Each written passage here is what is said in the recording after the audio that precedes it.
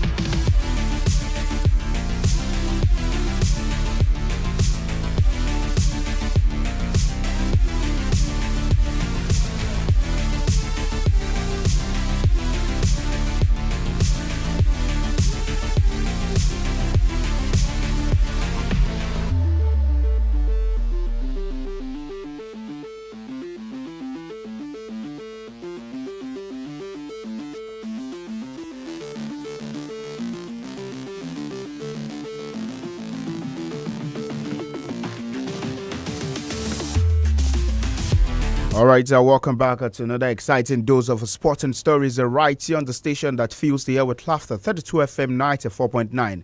On the show this afternoon, we stand straight on business. Well, we'll talk about the Australian Open, where, of course, the games that went down in the early hours of today to decide the semi-finalist at the first major Grand Slam for the year 2026. Jannik Sinner was in action. Novak Djokovic was in action in the women's game as well. We had Elena Rybakina, Iga Swiatek, Jessica Pegula, Amanda Anisimova. All of these ones were in action in the early hours of today, where we talk about the first major Grand Slam for the year 2026, and we have winners. But for one man, a 24-time major Grand Slam champion, he survived. Well, we'll talk about his survival through the whiskers. One man's misfortune was his own fortune. That's talking about Novak Djokovic, the legendary Serbian himself. Well, he made it through into the semi-finals as Lorenzo Musetti had to retire after winning 2 straight sets over Novak Djokovic, 6-4, 6-3. But in the third set, it was Novak who definitely was leading at that point in time. The game ended for 2 hours and just 1 minute. But we'll take a listen to the words of Lorenzo Musetti on the show this afternoon, including Novak Djokovic as well as speaking about chasing either Carlos Alcaraz or Jannik Sinner. But the man came out himself to say, well, he's a 24-time major Grand Slam champion and he is writing his own history. That's for Novak Djokovic. In the women's game, Elena Rybakina, 8 matches in a row facing that top 10 player, and you tell that she is back in the semi-finals for the first time in 2 years. Jessica Pegula, first time Australian Open semi-finalist. Well, the last game she played before playing against Amanda Anisimova, who was a 2025 Wimbledon and US Open finalist. Well, she outs the defending champion of the Australian Open for the year 2025. That's our close friend, Madison Keys. We'll talk about tennis on the show, and we'll talk about the UEFA Champions League. I know it's business as usual for the 36 sides set to be in action. 18 games are set to go down across the different centers. Top 8 teams get to qualify automatically into the round of 16, where, of course, we have other teams vie for a position to play in the playoffs of the UEFA Champions League. On the show this afternoon, also, we take a listen to the words of Anthony Gordon, the Newcastle forward. Well, speaking about the difference from playing in the UEFA Champions League and also playing in the English Premier League, and that you can be a part of the conversation. A lot of people have come out to say that the English Premier League is the toughest league in the world of football, but you look at the sides that would definitely are coming from England, playing in the UEFA Champions League. Where do they occupy? 7 of them, or you say 6 of them, 5 of them rather, they occupy the top 8 position there in the UEFA Champions League phase. And the one team out of that zone is Manchester City, outside the top 8. Newcastle, Chelsea, Arsenal, Liverpool Football Club, all of these sides, they are doing so well in the UEFA Champions League. And tonight, it will be a marker once again for all of these sides in the UEFA Champions League. Benfica, they'll be in action. You talk about another side, Real Madrid, they'll be in action. Napoli, they'll be in action against the Chelsea Football Club. Those are the big games. And for Newcastle, like I mentioned, Anthony Gordon, they'll be up against the Paris Saint-Germain. Remember when both sides faced off just 2 seasons ago in the UEFA Champions League in the group stages, home and away. Newcastle, they did their job at the St. James's Park, and at the Parc des Princes, it was the Parisians who did their job. So on the show this afternoon, you can be a part of the conversation to discuss about the UEFA Champions League. And now you see the sides are going through into the next round of matches set to go down in the month of February, the playoffs, and the month of March. That's the round of 16 of this year's UEFA Champions League. The numbers to dial are 0906200 949, 0906200 949, 08097,000 949, 08097,000 949. We also have 07055,000 949. Those are the numbers in which you can reach us in the studios of 32 FM 94.9, the station filling the air with laughter. And you're listening to the voice of Oluwatimileni SAMIES, the program this lovely Wednesday afternoon to talk about sport and stories. I have DOLAPO with me. He is my left-hand man on the show this afternoon, and together we do the business as usual. Good afternoon, DOLAPO. Good afternoon, SAMIES. Good afternoon to everyone who has joined us on the show this afternoon. It's business as usual, just like SAMIES made mention of the other time. The UEFA Champions League, the last match week of the league phase of this year's Champions League. 16 games going on, 18 games going on different centers, from different countries tonight, and it will just be very interesting to see because power can change hand at any point in time. Any team can change because when you check the league phase table at the moment, apart from Bayern Munich and Arsenal, who have guaranteed their spots in the first and second place, Real Madrid, would sit third, is just 3 points ahead of Inter Milan, who sits 14th. So anything can happen to any of this side. You draw a game, you might be 8th at the moment, and you draw your game, you find yourself sitting 16th. You might be second, you might be third at the moment, you lose your game or you draw your game and you find yourself sitting 8th. So a whole lot of dramas, and I think football fans would really enjoy this. I don't know. I'm trying to think of what happened during the last game week of last year's UEFA Champions League. It was something like this as well. But then I'm trying to track my head to see how did I monitor all of those games going on at the same time. Because as I done then last season, I think it was only Liverpool that has confirmed their spots. And they played against PSV Eindhoven that last year. And they lost that game. But for every other team, how did I watch those games? How did I follow it? I can't really remember. But then tonight will give me back that memories. I will try and follow all of those games, and it will be interesting to see. And I know football fans out there as well are already getting ready. People are already trying to leave work early so as to go and sit in front of the TV to watch the games tonight. It will be interesting to see. Well, should you be part of those who are hoping to leave work early to catch up with the games set to go down today? Nigerian time, 9 p.m. That is when the games are definitely going to hit our screens. Ajax against Olympiacos, Arsenal against the Carrier Almaty, Atletico Bilbao against the Sporting, Atletico de Madrid against the Bodo Glimt, Barcelona against the Copenhagen, Bayer Leverkusen against the Villarreal, Benfica against the Real Madrid, Club Brugge will be up against Marseille, Borussia Dortmund against Inter Milan, Eintracht Frankfurt against Tottenham, Liverpool against the Karabakh, Manchester City against the Galatasaray, Monaco against the Juventus, Napoli against Chelsea, Pafos against the Slavia Prague, PSG against Newcastle, PSV against the Bayern Munich, and Royal Union St. Gilloise up against Atlanta. Those are the actions that are set to go down in the UEFA Champions League. But before we talk about the UEFA Champions League proper, let's talk about the first major Grand Slam for the year 2026. That's the Australian Open, where of course we've had the winners from the early hours of today go through into the next round of the competition. That's the semi-finals. Lorenzo Musetti, like we mentioned, even though he was on the verge of being victorious over Novak Djokovic, he retired in the third set, 6-4, 6-3, 3-1. That was the results of that game. And we'll take a listen to the words of Novak Djokovic first. Well, not Novak now. Lorenzo Musetti speaking about when a length of his injury, what the doctors said to him as he was also preparing to go further in the game. Before we listen to the words of Novak Djokovic speaking about his own personal feat, his own ambition, creating his own history in the world of tennis. Remember, he is a 24-time major Grand Slam champion, and he is hoping to stand alone as the man with 25 titles. That's talking about Novak Djokovic. Also remember that he is a 10-time Australian Open champion. He has the most amongst his peers, even though most of his peers and they have retired he is playing against another generation. But first, let's take a listen to the words of that's Lorenzo Musetti speaking about his ouster from that game earlier today. Well, yeah, I felt it at the beginning of the second set.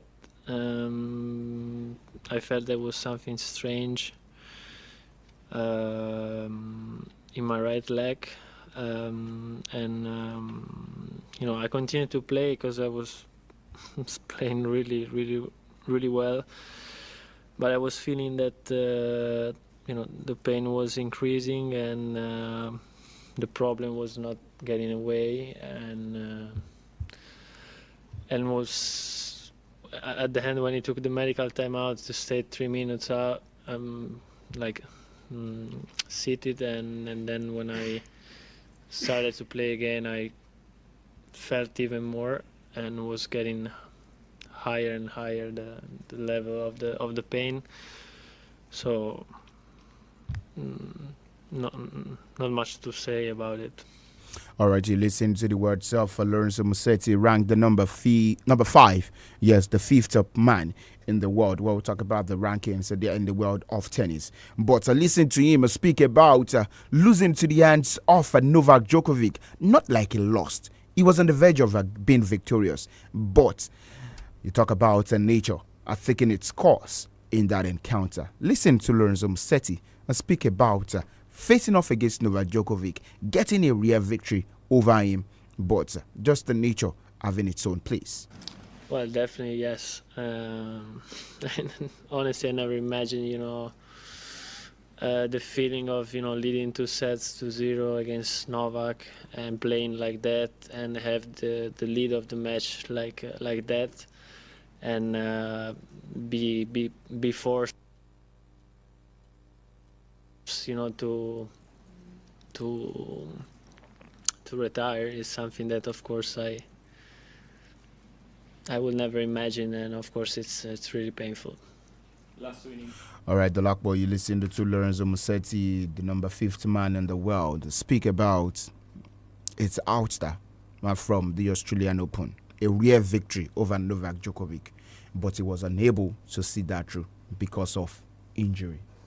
Oh, sad situation earlier this morning for Lorenzo Musetti. It looks like someone who was going to be playing in the semi-final, especially for someone who performed really well in the first 2 sets, defeated Novak quite easily in the first 2 sets. It was very easy for him, and Novak was probably struggling those first 2 sets. After the first 2 sets, I was saying to myself, it's over for Novak.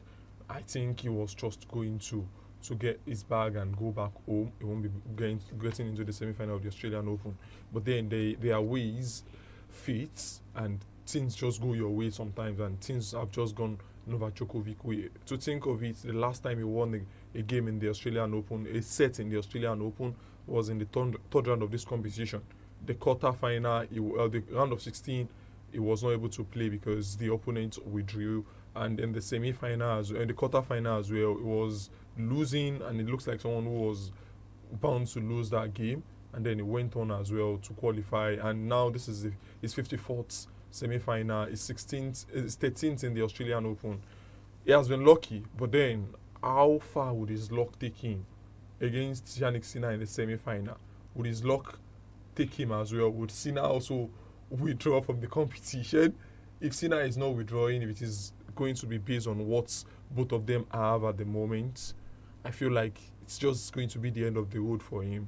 I don't think he stands any chance against these 2 guys, against Jannik Sinner and against Carlos Alcaraz. Any of them he faced at the start of this competition, I was saying it, and I think that is just what has happened now. It's just going to be who will be the 4th person to qualify alongside these 3 who has made it to the semi-final of the last 4 Grand Slam now. Is it the last 4, the last 3? Since the last year, I think 3 of them were in the semi-final of the US Open, French Open, and the Wimbledon as well. Now the 3 of them are in the semi-final of the Australian Open. So this 3 is just about who will be the 4th person that follows them. And this time around, the 3 of them are here again. But hopefully, I see the final I want, which will be Yannick Sinner against Carlos Alcaraz. Well, let's listen to one man, Novak Djokovic, also speak about his own feat in the world of tennis. A 24-time major Grand Slam champion. The words of Novak Djokovic. Yannick and Carlos. Is it? I'm chasing Yannick and Carlos. In which sense? In terms of winning Grand Slam titles, just right now. So I'm always the chaser, and I'm never being chased. In the meantime, you won 24 Grand Slams. But I'm saying it's. Thanks. It's worth saying that sometimes, right? Sorry, I should have. Yeah. No worries. So what I'm saying is it possible to compare the way you felt initially when you were chasing Roger and Rafa with now when Yannick and Carlos have split the last 8 slams? Well, I find it a little bit disrespectful that you kind of miss out on what happened in between, where the times when I started chasing, as you say, Rafa and Roger, and now that I'm chasing Carlos and Yannick, and there's probably about 15-year period in between where I was dominating the Grand Slams. So I think it's important to put that in prospect and in perspective. I don't feel like I'm chasing, to be honest. You know, Roger and Rafa will always be my greatest rivals. I have tremendous respect for what Yannick and Carlos are doing, and they continue to do, and they will do for the next 10 to 15, 20 years. God knows how many years they're going to play. They're so young. And this is a kind of a natural cycle in sports. You know, you're going to have another 2 superstars that are going to maybe have another third guy, you know, that I'm going to cheer for, because I've always been the third guy at the beginning. But it's good for our sport, you know. I think these kind of rivalries and the contrast of the personalities and the styles of play are very good for tennis. And how's that affecting me? As I said, I don't feel like I'm chasing. I'm creating my own history, and I think, you know, I've been very clear when I say that my intention is always to, in terms of achievements and objectives and results, I want to get to the championship match in every tournament, particularly slams, and those slams are, you know, one of the biggest reasons why I keep on competing and playing tennis. All right, you listen to Novak there. Slams, one of the reasons is competing and also playing tennis. 10-time Australian Open champion. But here he is saying he wants to write his own history. Let's talk about one man, Yannick Sinner, who defeated Ben Shelton 6-3, 6-4, 6-4 as he reached his 3rd consecutive Australian Open semi-final. He now has won 22 consecutive sets against Ben Shelton. He has also reached the 6th consecutive Grand Slam semi-finals, 19th consecutive as the Australian Open, won 36 of the last 37 sets he has played. So for Yannick Sinner also, he became the 5th man in the Open era to reach the 6th consecutive Grand Slam singles semi-finals. Ivan Lendl, Roger Federer, Novak Djokovic, Rafael Nadal, and now Yannick Sinner. What an elite list, and also what a moment for him to join the elite company. He is also 1 win away from reaching in 6th, that's a consecutive Grand Slam finals. Well, not a bad one for Yannick Sinner. But let's listen to the words of Yannick Sinner before we talk about the UEFA Champions League. Speak about his victory over Ben Shelton. For Ben Shelton, he had a great serves in that match. The match lasted 2 hours and 25 minutes. The words of Yannick Sinner. Yeah, I'm not good in mathematics, so thanks for telling me. You know, it's, honestly, I don't know, you know, it's just instinct, and, you know, it's not always, you know, the power matters. It's always, you know, the serves I can handle, they are, you know, a little bit closer to my body, so it's slightly easier, but it's a completely different service, also lefty, you know, we don't have many lefties in our game, so it's definitely one of the toughest challenges, you know, to return his serve. Also the second serve comes with a lot of spin, and, you know, the ball is bouncy here. It helps a little bit playing in the evening. It's a bit less bouncy, but still it's very, very difficult. So, yeah, I felt like I returned great today.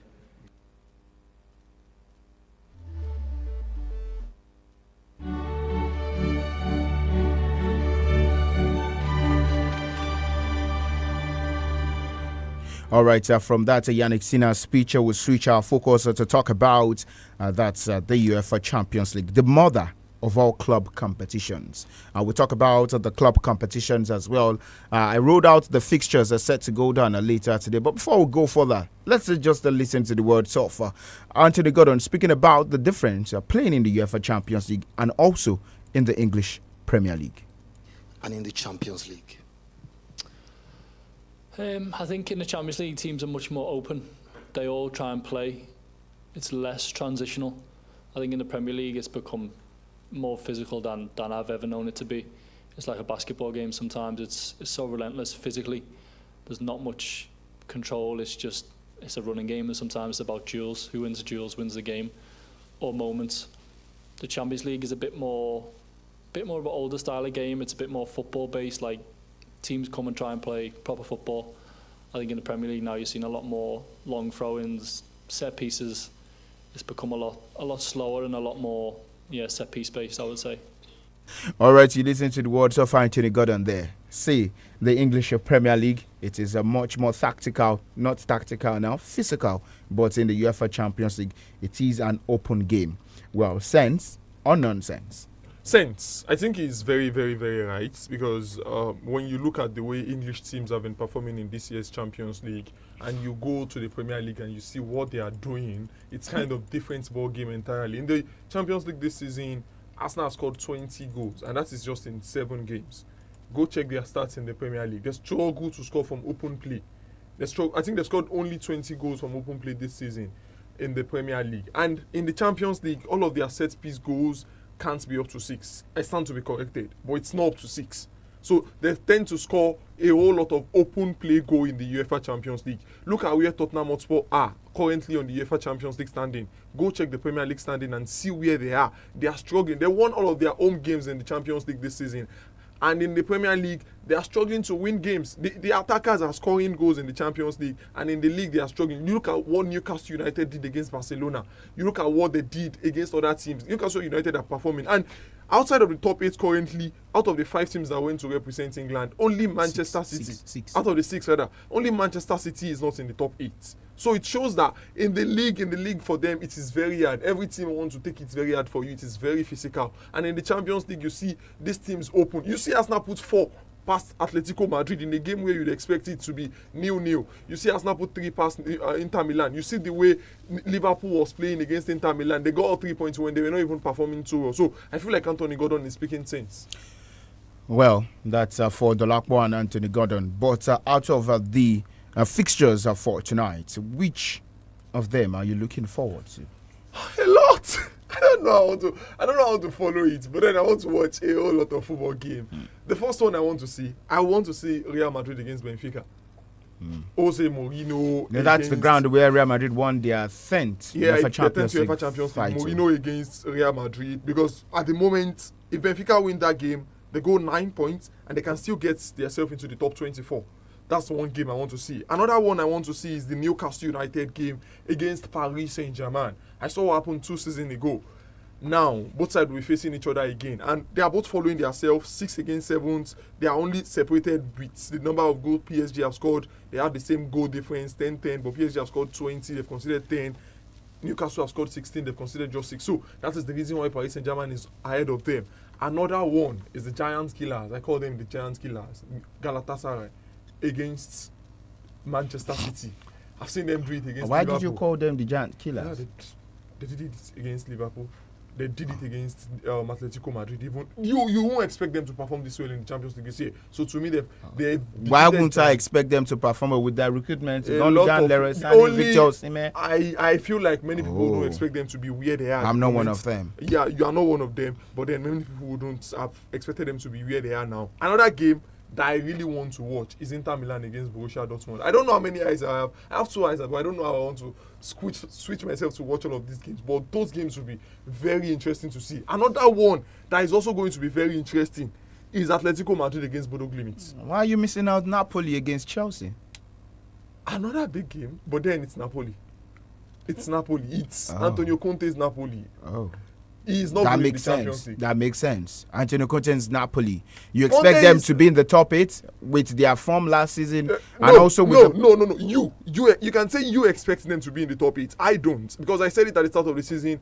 Antonio Conte is a one-man competition man. You don't see him perform on 2 fronts, and that is one thing that is affecting. And it's so bad they are not performing well in the league either. Because of the Champions League. I think he lost 3-0 in the league this weekend. Yeah. Because of this Champions League game. That is just the reason why. He has injuries, but then I think he lost because of this game. This game will be another interesting one to see, but I feel like the ones I've called earlier would be more interesting for me personally to see than this game. Of all the sides that are said to be in action, just the 4 teams doesn't stand a chance of making it into the playoffs. Eintracht Frankfurt, they currently have 4 points. Slavia Prague 3 points. Villarreal 1 point, and Kariat Almaty with just 1 point. This is their debut season in the UEFA Champions League. What if something funny happens? They win against Arsenal at the Emirates. Hey. It's not going to be. And be. then Eintracht Frankfurt against Spurs. Frankfurt is out, but it can just make things very difficult for Spurs tonight as well. But I think Thomas Frank's job depends really on this game again. Just like last weekend. But you said they are performing well in the UEFA Champions League. Yeah, they're performing well in the I want to say maybe the game over the weekend against Manchester City would be the marker for Thomas Frank with Tottenham Football Club. But then of all these fixtures as well, for me personally, I would be looking at Dortmund against Inter Milan. That is one game also I would be that's checking out for. Barcelona against Copenhagen. Yes, it is going to be one. And Bodo Glimt, after defeating Manchester City, let's see what they're capable of against Atletico de Madrid. Well, for Bodo Glimt, they have 6 points presently, and they'll be up against Atletico de Madrid, who has, for Atletico de Madrid, and they have, that's 13 points. And should they get a victory, I think they still stand a good chance of qualifying into the playoffs of the UEFA Champions League. But outside that, we still have football actions going on in the Nigerian Premier Football League. Kano Pillars against Katsina United in the NPFL 0-0. It is 38 minutes in that encounter. But later today by 4 p.m., Abia Warriors against the Wiki Tourists. We would have Nasarawa United against Eyimba. Plateau United against the Rangers International. And then we'll talk about the FIFA Women's Championship, where Corinthians women, the game ended 1-0 in favor of Corinthians women, and Arsenal women will be up against the FAR of Rabat. And I've seen Smith speak about Arsenal, that it will be good they win the championship. Thanks so much to everyone who has joined us on today's edition of the show. We'll come your way again tomorrow by 9:15 for Scoreboard at 15 and to discuss about all the latest developments from the world of sport. We have the semi-finals of the WTA set to go down. That's the Australian Open, go down in the early hours of tomorrow. lónìí jẹ́ ẹni àná lóògùn yín nínú ìdíje tó ní í ṣe pẹ̀lú ti UEFA Champions League lè tó jẹ́ pé gbogbo àwọn ọkọ̀ tí ayé wọn dáa ju ti àwọn akẹgbẹ́ wọn lọ ìyún lórílẹ̀‐èdè ti Europe pátápátá ló jẹ́ kí wọ́n máa gbá àgbà kan ilé tó pè fún táfi mọ̀ ta ní ọ̀jáde nínú gálágolo sọ̀rí tí wọ́n kóra wọn sí bákan náà àwọn mẹ́jọ tí ó kọ́kọ́ jáde àti àwọn míì tí wọ́n lọ rè dùdà pé ọ̀nà ibo lágbègbà sórí ọ̀bàníṣe tàbí orí òní lè bá wa ṣe torí ta bá sọ nípa ti àwọn ọkọ̀ tó jẹ́ gbé ayé wọn tí ti dáa ju ti àwọn akẹgbẹ́ wọn lọ mò ń sọ̀rọ̀ nípa akọ̀ tó ní ṣe pẹ̀lú ẹgbẹ́ bọ́ọ̀lù ti gọ́nà tiẹ̀ àní òsì yọ bọ́ tàbí ògèdè ẹgbẹ́ kí ni àbábá mọ̀ bóyá apọ̀ alákọ̀ọ́kọ́ ni tàbí